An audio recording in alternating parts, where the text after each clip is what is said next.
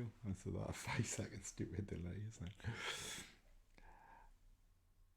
Hi, everybody. It's the start of a new vlog. I've had all kinds of problems today, and because Joe's not here, he feels very smug that he hasn't sorted it all out for me, but that's the way of the world. Names are funny things. I think it's a sign you're getting old when you hear a child's name when they're born and you have that look of horror on your face that you think it's a very strange name. And you don't say, because you've learnt your lesson, that it's odd anymore, and everybody else thinks it's normal. I think that's a sign, one of the great signs that you really are getting old. It seems to happen to me a fair amount. And then, of course, the name fits the child and everything is okay. In fact, most names usually turn out okay. I did know as a boy a minister whose name was Omri, which all the Bible's got to say about that name is he did evil in the eyes of the Lord all the days of his life. I don't know exactly what his parents were thinking, but that name never fitted. And another name you never hear used is Judas. You don't meet any Jezebels and you don't meet any Judases. Why? Because Judas is a villain. Judas is a cursed man. Judas did something so terrible in his betrayal. He's never forgotten. He's in infamy.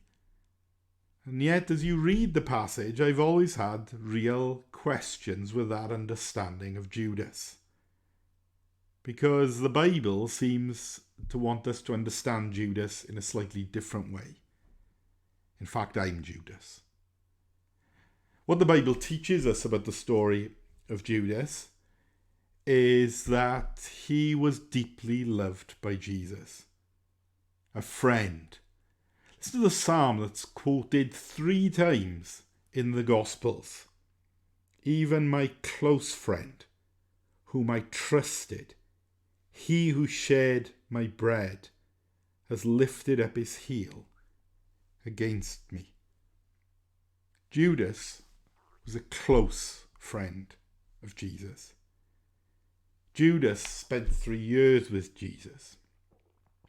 Judas did miracles in Jesus' name and was sent out. Judas stood by Jesus when he was being attacked by the Pharisees. And yet, something went wrong, which happens to me and happens to you, which makes me say I'm Judas. Judas is exposed by Jesus when the woman anoints his head with oil, and Judas talks about that the money could have been spent on better things. And actually, we know that what Judas was spending the money on was things for his own glory, not the things that God wanted. And what really helped me understand this was listening to a sermon I heard earlier this year. It totally transformed my view of Judas. Made me realise that when my sin is exposed, what do? Judas loved money. And money, the love of money, the Bible says, is a gateway sin. It's the root of all kinds of evil. And his love of money and being exposed caused one sin after another sin after another sin until he ended up in a place that I doubt he ever imagined he could when he first started putting his hand in the bag to take the money. He loved the money. He betrayed Jesus. And yet we can still see, even in his betrayal, that he was a close friend because he betrayed him with a kiss. And yet that kiss led, in a very human way, to Jesus' crucifixion on the cross. What comes next is incredibly helpful for us to see. Because when Judas realizes where his sin has led him, he is overwhelmed with despair and with guilt. And so I, like Judas, when I am exposed, I also feel a sense of despair and guilt. So he takes that guilt to the temple, the very place that is actually built to point him to the cross, which is actually happening at that point. But the priests don't want to know. He takes with him 30 pieces of silver, which is the price in Exodus chapter 21:32 for manslaughter of a slave. In other words, he's willing to admit that he's wrong, but he's not willing to be exposed for what he's done. It's not manslaughter. It's murder he's committed by betraying Jesus Christ. What he should have done is not go to the temple that pointed to Christ, but he should have gone to Christ himself. But he ran away. He ended up feeling he didn't belong on earth or belong in heaven, and hung himself like a cursed man. The Bible says his inner parts are all exposed. It's not just that he hangs himself and is cursed. The very motives of his heart spill out of him. That's exactly how the Bible describes it. It's an awful scene, a terrible tragedy of where sin leads to. So why should it not have been the case?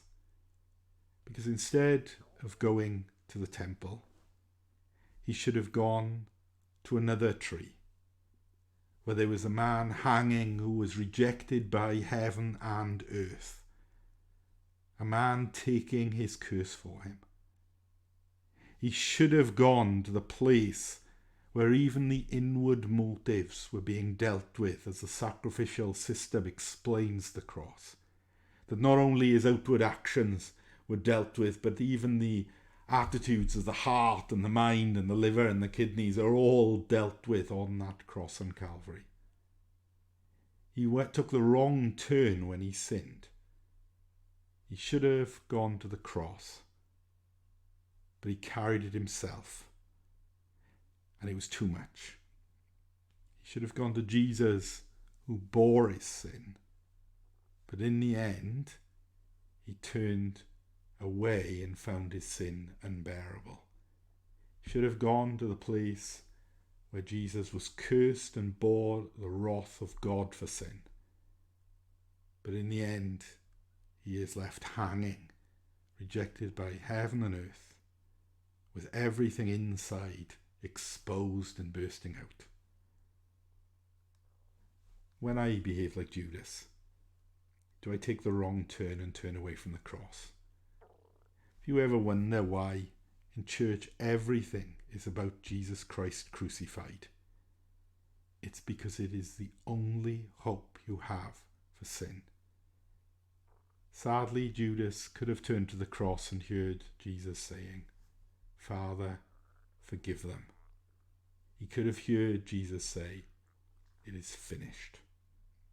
So every Sunday, in every part of our service, online and by God's grace when we get together, we will relentlessly tell people that Jesus Christ was crucified for them, so that they do not have to bear the weight of their sin. A deeply loved man who is lost. I'm Judas. What do I do when I commit the sins that Judas committed? Which way do I turn? I know it's quite a serious message, but I think it's a very helpful passage. Now, when instead of reading it feeling smug that I'm better than that man, I can read it and see how much there is to learn. It's good to speak to you. Love you. And I'll be preaching, I think, Sunday morning. I look forward to preaching and pray that God really blesses